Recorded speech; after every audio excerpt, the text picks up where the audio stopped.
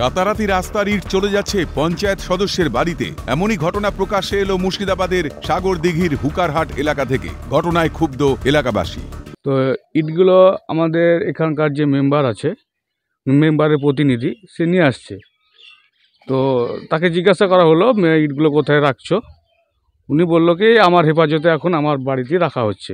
জানা যায় মুর্শিদাবাদের হুকারহাট মোড় থেকে সরিষাডাঙ্গা পর্যন্ত বেহাল রাস্তা মেরামতির কাজ চলছিল। অভিযোগ, রাস্তার পুরনো সোলিং করা ইটগুলি পাটকেলডাঙ্গার পঞ্চায়েত সদস্য তার বাড়িতে নিয়ে গিয়ে রাখছে। কেন পঞ্চায়েত সদস্য নিজের ব্যক্তিগত কাজে ব্যবহার করবে রাস্তার ইট? রাস্তার কাজে ব্যবহার করা হোক এই ইট, দাবি করছেন এলাকাবাসী। এখন আপনার জেলা পরিষদ থেকে রাস্তাটা নতুনভাবে পিচ রাস্তা হচ্ছে, তা কাজ চলছে।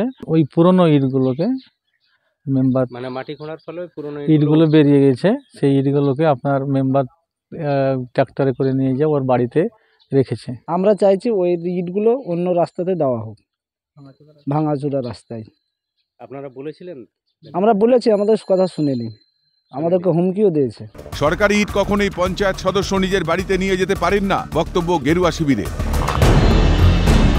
যতক্ষণ না ওনার প্রধান কিংবা ওনার ব্লক সভাপতি পঞ্চায়েত সমিতির তাদের নির্দেশ না থাকলে, একজন পঞ্চায়েত মেম্বারের অত সাহস নেই যে সরকারি সম্পত্তি, জনগণের সম্পত্তি তার বাড়িতে ভরবে।